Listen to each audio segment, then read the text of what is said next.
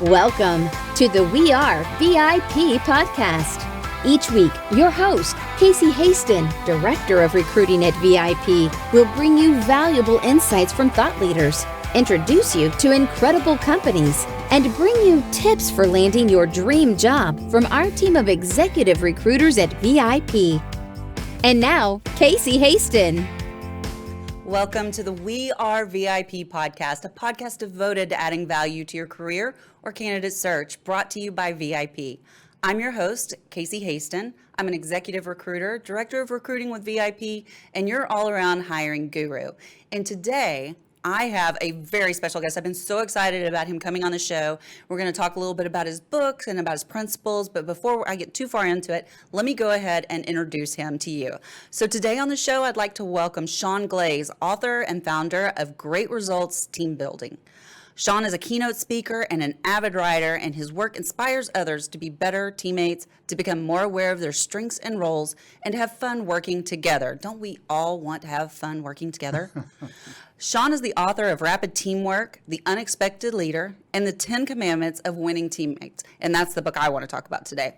And he delivers interactive conference keynotes that improve morale and leadership skills while developing an awareness of how people's behavior and attitude are key contributors to the leadership ecosystem. Sean, I'm like bouncing in my chair like a little kid right now. I'm so excited that you're here with us today to talk about your, leadership and teamwork and all this kind of stuff. So thank you for joining us. Casey, I'm thrilled to be here, and thank you for your enthusiasm. I did not realize how long that introduction is, so you did a fabulous job. Well, I didn't memorize it. I'm not going to lie. But I didn't want to miss anything. I want people to see the wonderfulness that is you. So it's important that, we kind of set the stage so they understand your expertise and why you have the authority to speak on what you're going to talk about today. Thank you. So, but first, before we dig into the meat, I always like to share with our guests how we got connected. So do you remember how we got connected? We were actually introduced, I believe, via LinkedIn, and I had reached out telling you that, again, I followed a little bit of the podcast and actually just wanted to share before we get started, huge fan of Bob Berg, who you've had on recently. If your listeners have not listened to that, he is unbelievable with the Go-Giver and just such a fabulous individual.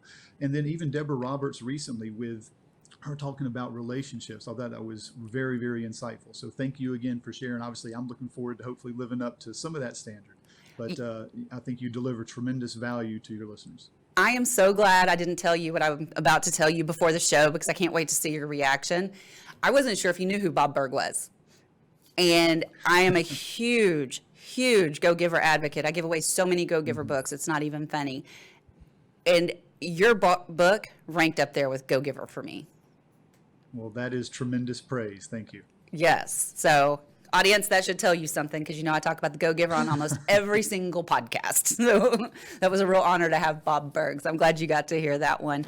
So you've written several books, but you've written one of them that wearing the same uniform or working in the same office doesn't necessarily make a winning teammate. So in your opinion, what are the top 3 traits of a winning teammate?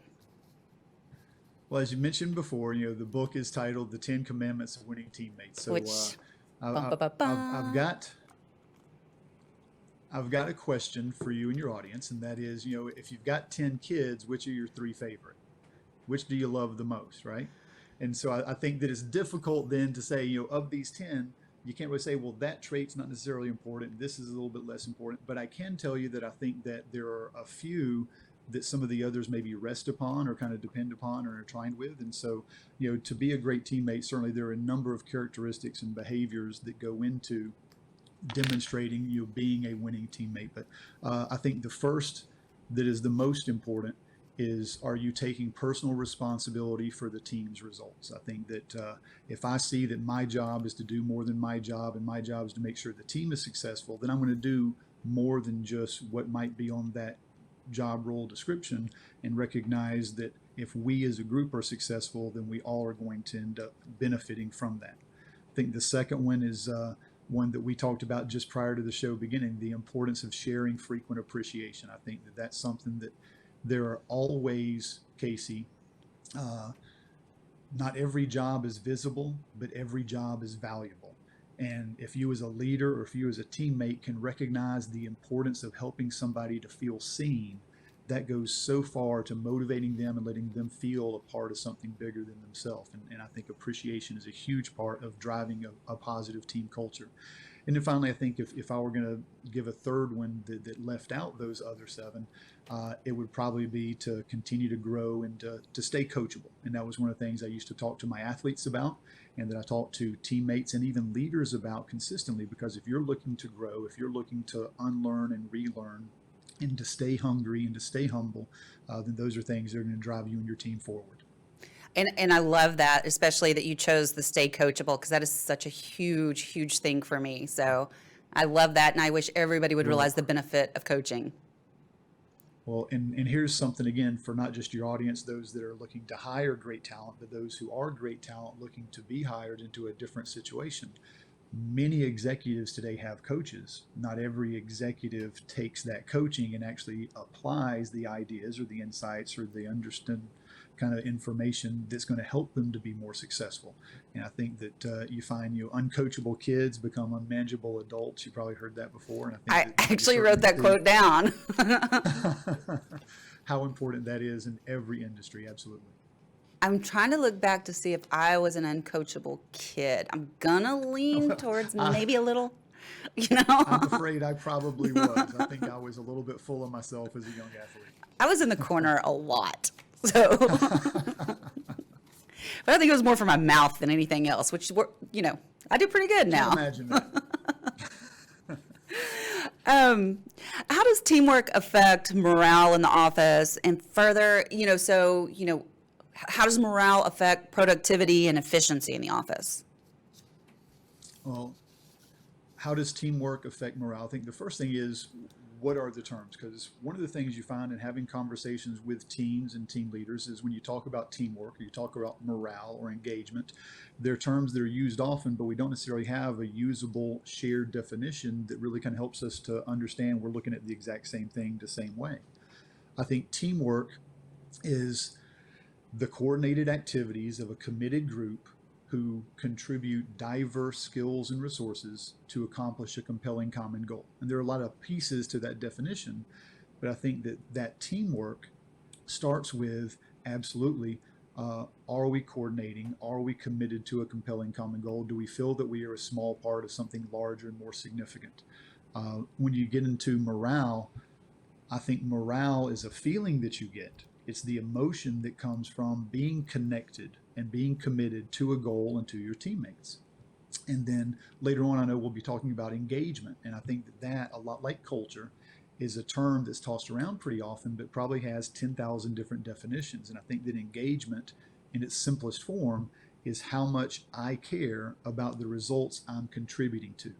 And so teamwork is absolutely something that affects morale, because if there is a lack of commitment, if there's a lack of alignment, if we're not committed to the same goals, if we're not coordinating, if I'm not using the skills that I know I have, then morale and that emotion is certainly going to drop, and we're not going to be as effective, we're not going to be as efficient, we're not going to be as positive or as high performing a team if, again, that engagement and morale isn't a part of the equation. So I think that the number one thing you want to do to boost teamwork and therefore to affect morale and engagement that are always going to be byproducts of the teamwork kind of behaviors is, how can I as a leader focus on the 5 major things that are going to build a culture of teamwork? And that's, have we identified goals? Have we built relationships? Have we set clear expectations? Do we provide accountability for ourselves and each other? And then do we say thanks? And again, I use that acronym of GREAT because that's part of a previous book, but I think that the content is applicable to not just leaders, but to teammates as well. And you can kind of identify where are those holes that are maybe being neglected by our team, and how can we improve teamwork by which one of those 5 is maybe less emphasized by our people. That is so interesting. And I kind of want to go back to one of those that you said, and that was the ability to clearly define the expectations. And this has been coming to us a lot lately. We just had a lunch and learn, and that was part of the lunch and learn yesterday in dealing with negotiations, which was an awesome lunch and learn. But it brought up a quote that I wrote down from your book, which all failure is the result of vagueness. Absolutely. And if you look back at your team, and again, my background, I know we talked a little bit, my background is having coached high school basketball and working with teams and having had dozens of teams over the years, whether it was, in season or out of season, you recognize that it's not just strategy, that culture drives performance oftentimes. That strategy is what you want to get done and culture is how they're going to do it based upon those connections we discussed. But when you talk about the importance of clarity and setting expectations, if I've done a poor job as a leader or a coach of explaining this is how we need to do this drill or run this play or go through these rotations defensively, if I've not made things clear and set the expectation, it's not at all fair for me to provide a consequence or discuss coaching and accountability when I've not laid out the clear plan of this is how we do things. And I think that for teams specifically, communication is so important. And again, Deborah talks about relationships and how communication, the problem with communication is oftentimes, we think that it's occurred when it hasn't. And we make assumptions that people understand what we're saying. And I think that as a leader, one of the most important meetings you can have with your team is that time when you've sat down and hopefully you've already got goals and you've built relationships. But that idea of taking the time to clarify what are our team expectations, what are our standards of behavior in terms of how we interact in meetings, of how we're going to communicate digitally in terms of email or text or Slack or whatever else you're using. And that by defining and clarifying those, you end up sidestepping so many possible potholes that could otherwise sabotage some performance. We have in recruiting, because, recruiting is basically sales, right? And so it's a sales environment. And we have our rules of engagement that we follow that kind of keep us from stepping on each other's toes most of the time, But I think that's definitely kind of what you're talking about. Those are the expectations. And, if you do X and you're not supposed to, then you can expect Y, And for good teammates, again, that goes after you set the expectations. If I'm a teammate that truly is committed to a goal and to achieving a certain purpose or result, then that's part of accountability. Accountability isn't something I'm going to do to you as a consequence, it's something I do for you, because together, if I don't address it, if we don't get that thing right, then we together aren't going to cross the finish line the way that we want to. And so accountability, I think, is something that is a gift oftentimes that we give to ourselves further down the line. I couldn't agree more. And I think that, one of the things that I'm so thankful for, and I've really been noticing this since I've read your book, so thank you for that. It's really made me more aware of all the things that we do right in our office. And I was sharing a story with you earlier about appreciation, but as I was telling you about that, I thought about another story that just happened yesterday. And it was one where one of our business development managers and one of the recruiters, because we pair together when we're working with clients, had just gotten off the phone with a potential new client. And when he got back to the bullpen, the business development manager, Joe, he shouted across the bullpen for everybody to hear, "Great job, Angela. You nailed that one," and just went on and on in front of her peers. And it just you just felt the energy just rise. And that type of recognition, doing something nice for somebody, and appreciation obviously being a key component of that, doesn't just improve the mood and the emotion of the person that's receiving it, but those around them and those that have given it, because you're all lifted. And I think that is such a huge positive, to be able to praise in public and to provide the recognition, because again, what gets rewarded gets repeated. And when she does that good job and she's seen for being congratulated, other people want to rise their behavior to the same standard. Absolutely.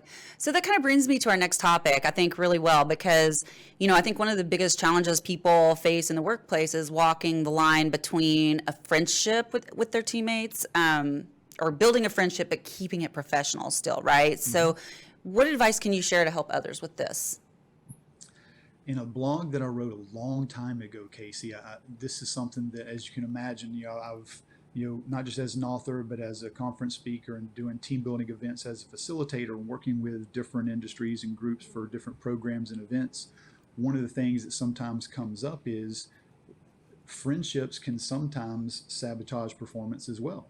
And I think friendship can absolutely drive performance, just like anything else. There's the good and there's the bad that can sometimes occur based upon what that particular circumstance is.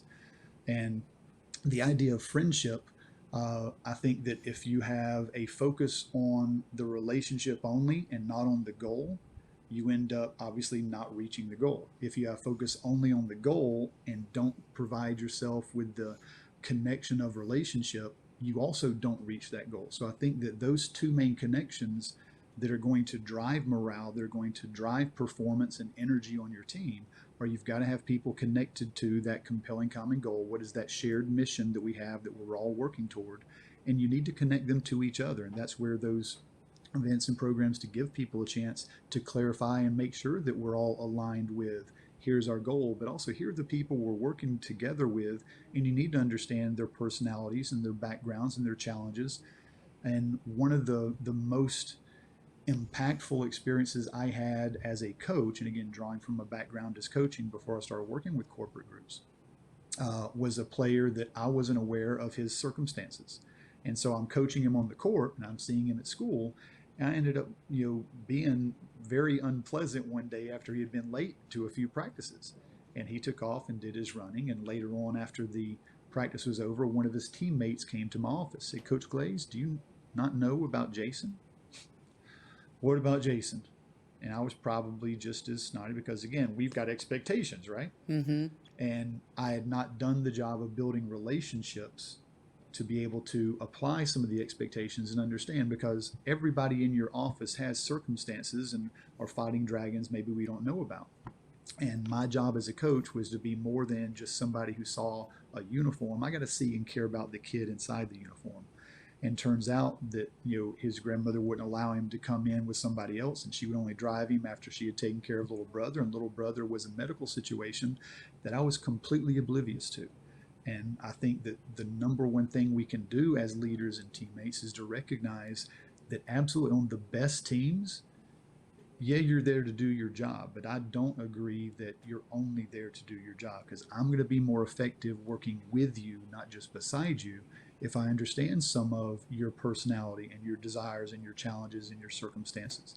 And a lot of that sometimes requires us who are a little bit older to cross that sometimes thick line between the professional and the personal. And I think one of the best things that I began to do as a coach is to really be more intentional in connecting with my athletes and getting a little bit closer and making it more of an atmosphere of, it's not just about what we're here to accomplish together. I'm here to build people, not just players.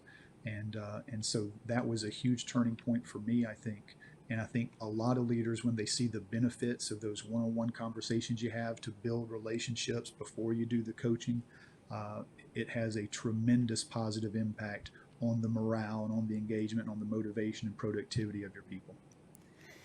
So, and we've had this happen before too, because I think, again, once, let's say you've got that established team, right? Mm-hmm. And you've got to add head count to your team. And I'm sure you've had this happen, that you make the complete wrong hire for the team. It's not the fact that the person can't do the job, it's just not a fit for the team. So how can recruiters and hiring managers, how can they hire for that fit, for that culture? What a fantastic question. And obviously for your audience who are looking to build high performing teams, and it's not just about talent. It's not just, in basketball, it's in business as well. Talent is essential. You got to have talent to win, but it's never sufficient. If all you're bringing is talent, we're not going to be the team that we could be.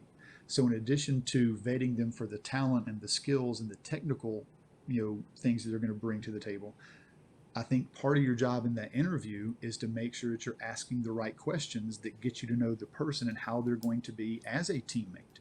Are they looking to be an individual performer who's looking at their stat line, or are they looking to be a team performer who's looking at the scoreboard of how the team is doing? And I think one of the most powerful questions that I've been able to share with leaders and having conversations and coaching in different events is, in the midst of that interview or series of interviews, if you're doing a great job of vetting the person depending upon position, at some point you're going to have a conversation about, tell me a time when you had a challenge, tell me a time where you struggled, tell me a time where your team didn't do so well. And I think that how people respond in adversity tells us a lot about those people. And after you've gone through them explaining some of the situation and some of that challenge, I think the most powerful question that I've heard used is this, and this is something, again, I hope that your audience can use. And basically it's understanding that what would need to happen next time to improve the situation, and then listen. Interesting. And when you ask what needs to happen next time, they have a choice to walk down path A or path B. Path A is, oh, well, my coach should have done so and so, my teammate should have done such and such, my leader should have done so and so, my manager forgot to blah, blah, blah, where they're pointing their finger somewhere else. You don't want the path A person. The path B person says, I could have, I should have, I will next time, and they take ownership. And when you get somebody who takes ownership of what their team is doing, then that's going to provide you with a high quality individual who's not just talented, but has that team mindset, is willing to take responsibility for what the team is going to produce. I love that question. I've been recruiting for a lot of years and have not ever looked at it from that direction. So thank you. I love it when I learn something new. And I'm trying to think which question I want to ask you, because I'm not going to be able to ask you all the questions I wanted to ask you today. But, we've all attended some kind of team building exercise, some more effective than others. What are some tools or practices you feel as an expert can truly improve teamwork? I'm glad you mentioned that, because And not just falling backwards. Oh my goodness, trust falls are not effective. And I can tell you, when I got into doing team building, it was honestly because, Casey, as a high school basketball coach, I had a dysfunctional team. And I knew we needed something, but I didn't know what it was, because I had done all the strategy stuff. I had the X's and O's. We did the skill work. We were great with practice plans, but there was just a disconnect in terms of the personalities and the cohesion in the locker room between personalities. And so I reached out to a gentleman who has for years been a friend and a mentor to me. And he said, basically, well, you couldn't afford me and I don't work with kids, but I'd be more than happy to sit down and talk with you and share some ideas, etc. And what I've learned over the years is that a lot of the activities that he shared with me, and some that I've picked up along the way, are useful tools that can be relevant and actionable catalysts to build team awareness. And experiences provide awareness. Awareness changes beliefs. Beliefs change behavior. Behavior becomes culture. So if you want a different culture, you need to give your people intentional experiences that are going to change their awareness so that those beliefs and behaviors change. That's what changes culture ultimately. The problem with team building is that, as an umbrella term, there are a number of experiences that people have had that haven't been relevant or actionable, or necessarily something that provides insightful or meaningful takeaways where I can be better as a teammate or a leader tomorrow. It's just, let's do stuff. And there is some value in bonding activities, but I don't think this as impactful or as long lasting as really intentional team building, which is very different from recreational team building. And so that said, if you really want to build teamwork, one program with me or someone else that you do a good job of vetting as a team leader, one program is not going to change your entire culture long term. However, one program can be an incredibly powerful catalyst to set you up for continued change once you open the door to new experiences and maybe some modified awareness, and eyebrows go up and people realize, my behaviors do have a ripple effect and I do impact others. And once they actually care about a goal and they care about the people they're working with to achieve that goal, accountability's job is half done, because most of accountability is creating empathy within your team. And if I care about the people around me and I understand that what I do affects them and their jobs and their performance, then I'm going to be that much more aware of those ripples that my behaviors end up causing. So as a leader, absolutely focusing upon those 5 areas. Have we clarified a compelling common goal that people feel connected to? Have we built relationships where people understand the personalities of the people and the challenges, and have an appreciation for the connections and the things they have in common with others? I think that when we build commonalities you inoculate yourself against some of the differences that would otherwise divide us? Have we taken time to clarify those expectations we talked about and set team standards and commitments? Have we taken the time to establish how, as a leader and even as a teammate, we're going to deliver feedback conversations and provide effective and positive feedback so it's coaching, not punishing? And then finally, how can we be intentional about providing meaningful individual thanks that really recognize people for their efforts and let them feel seen? I think any of those 5 areas are sometimes neglected. And again, that neglect is the first step to failure. And if I want to make sure I draw my team back on the path to being more successful, I need to address whichever one or more of those 5 that maybe I've let slip. So, and I think we've touched on this, but I kind of want to go back to this because I think it's very, very important. So one of your commandments that you've written about is prioritizing team goals over personal goals. So we just talked about goals. So I think it makes sense to let's talk about, I have my own personal goals and metrics for my company, and then I have team metrics, right? So it's definitely important for any leader to understand that they must first set clear team goals and expectations. But what advice can you give to help the leader set those goals and hold their team accountable for them? Well, I think, again, it goes back to my team is going to be more engaged and more open to coaching if first they feel connected to a goal and connected to the people that are achieving that goal in the midst of the team. And so the idea of making sure that they are connected, oftentimes I think we as leaders, we even maybe involve the team and let them be part of establishing, here's our mission, here's our vision, here's our values, here's our commitments, because people are going to invest in and support what they've helped to create. But after you've established that mission or that team goal, sometimes we lose sight of leaders of how important it is to make sure that we help connect the dots for the people throughout our organization. And it might be that you have 4 people on your team or 14 people on your team or 40 people on your team. But the larger the team gets, sometimes the more people see their dot and the dots beside them, but they don't see the big picture and they don't feel connected to the progress or the impact that the organization or the team is having. And so I think that sometimes in those one-on-one conversations, when you're building relationships and asking, what are you doing? How can I help? How can I support you? Because our job as a leader certainly is what can I do to support and to develop and to encourage those people that I'm serving. But in the midst of those one-on-one conversations that hopefully you're having more than once a year, I think that's a whole different conversation. My job is not to actually just talk to them at the banquet. I want to make sure I'm talking to them every practice. But my job is to make sure that they have a chance to feel connected, and that I help them to connect the dots and see, here's what your efforts are, this is what your role is, but in terms of big picture, this is what you're helping to create. And I think that if you can show people the results that they're contributing to, if I'm working for a mortgage company, can you show me that family that we were able to get into a home for the very first time? And that picture is something I can put on my desk because that's what I'm helping to work on, even if all I see is numbers all day. And so I think connecting people to ultimately what they're contributing to and what those results are has a huge impact upon driving all the other things that go on. That is so interesting that you just said that. I'm not sure if you've read this book or not, Simon Sinek's Infinite Game. And Absolutely, yes. And he talks about the just cause and how it's so important for people to understand what they're contributing to in the end if they're going to be successful for the company. So I love that. And just the idea, he talks so much about legacy, and our legacy isn't our income. Our legacy is how many leaders are we creating? How many winning teammates are we giving an example of so they feel comfortable emulating that example? It's a great book, by the way, everybody.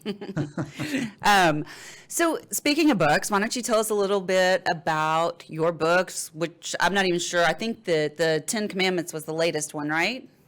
Correct. Yeah, the most recent is the 10 Commandments of Winning Teammates. Thank you so much for sharing that. Shameless plug. For those of you not watching, I'm holding up his book. So, for your listeners, and I know that some of your listeners are looking to move into a different role and they are shopping for a job as somebody who's going to be a candidate. And some of your listeners are going to be in that Fortune 500 or in an organization that's looking to hire quality people who aren't just talent, but are looking to be great teammates. And I think that from either end of that spectrum, they're going to benefit from understanding what are those 10 commandments, what should I look for in a new hire, what should I look to demonstrate that I've done before and will do again as a new hire. But the 10 Commandments, as I said, not my first book for kind of corporate audience. My first book was really focused just upon leaders. And I mentioned to you the 5 things that basically turn individuals into a team. And I use that great acronym. And the first book, which is also a leadership parable, is called Rapid Teamwork. And basically it shares the 5 essential steps that any leader needs to take, which start with the goals and relationship. But it goes through and gives some activities and some ideas that you can implement. And specifically, I'm again grateful for you to ask, because I'm not too far from actually putting out an online course that does provide some individual coaching that walks leaders through not just reading the book, but really applying that over a 12-week period with their team. Oh, very nice. And I do love the template that comes along with the book. It's in the very back, and I was like, almost didn't read it because it was the last little appendix, and I was like, he's still talking about the character. I'm going to go on here. So thank you for that. I appreciate that. I know that's a lot. And it was really interesting. You didn't even ask for an email for that. Well, again, hopefully a serve. And I've been very fortunate to have people find me and refer me for different events. And I've always felt that. And I think it's my background as a teacher and a coach, because you don't do that for the money. You do it because you want to serve and develop people. And if I can continue to do that and give teams and team leaders some resources that they can use and apply, and if they find an opportunity where I can come in and help and serve them individually, I would be thrilled to do it. But I think that we end up again leaving that legacy that Simon Sinek talks about when we actually give without asking. Love it. This has been a great conversation, but now I'm going to put you on the hot seat and ask you our VIP questions. Are you ready? All right, let me sit up straight a little bit. I feel like I'm about to go. He's getting ready to run, Trey. All right, fire away. Okay. If you were chosen to be one of the first colonists on Mars, what 3 things or people would you take with you? What 3 things? All right, so first and foremost, I have an unbelievable, wonderful wife who is far beyond what I should have ever dreamed of. So I'm going to take her because she's going to make me do whatever I'm supposed to as we're there. Definitely got to take my dog, because got to have him to throw the ball with and chase around Mars a little bit. Keep a dog busy person. And keep me taking care of myself physically and chasing him. And then finally, probably make sure I take my laptop so I can continue to hopefully write and maybe get in touch with somebody along the way. Good choices. Not that they're bad choices, but I like them. I was going to say, now, how many of these conversations have ended in somebody having bad choices? Because that's what I want to hear. There's been one that I was kind of questioning. I was like, really? That's what you're going to use like your one of your wishes on? But it's okay. No judgment. So where they're at. That's right. That's what they tell us in coaching school. No judgment. Detached from the outcome. So what is one thing you do each day to set your day up for success? After brushing teeth, right? Okay. You know what I've done over the last many months, and this is probably nothing groundbreaking. I'm probably pretty good about doing to-do lists the night before, so I kind of know what's ahead of me. I'm not necessarily rushed, so I'll wake up and I've become probably more of a coffee person, because my wife is definitely a coffee person and I've kind of given into. But I'll wake up and have a cup of coffee and I'll do a crossword. And that gives me a chance to think a little bit and activate a brain and hopefully get some positive momentum from having a little bit of an accomplishment and being a little bit sharper than maybe I would have. Interesting. I love crossword puzzles, but I don't think I could do them in the morning. I'm just not that awake yet. All right, my final question for you. Almost final. If your life's work was being summarized in a news article, what would the headline be?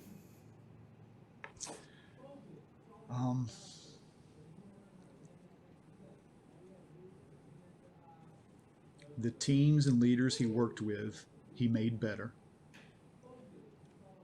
The family he loved, he made proud. Aw, I love that. That is so sweet. And I love that you have that, that professional but that personal touch on it too. So that's really beautiful. Thank you so much. How do people get in touch with you?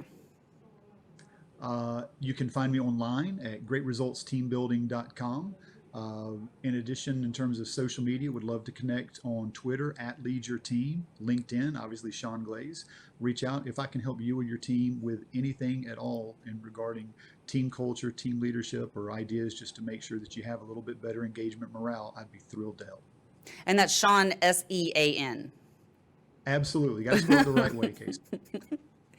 Well, and guys, I'm sure if you mention that you heard him on the VIP podcast, you'll get extra VIP treatment from him.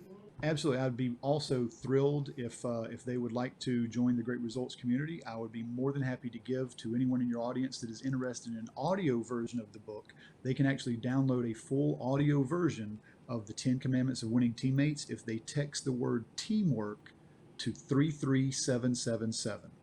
And again, this 33777 is the number, and you'll text the word teamwork, and that'll be in the show notes. And again, thank you very much. I've absolutely enjoyed sharing with your audience. Well, Sean, I just have one more thing to say to you. You are a VIP. Thank you very, very much. You too. I'm thrilled for you to have had me on your show. Thank you so much, Casey.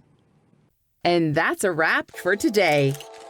Join us next week here on the We Are VIP podcast. We'd love to know how we can help you be a VIP. To find out more, log on to wearevip.com.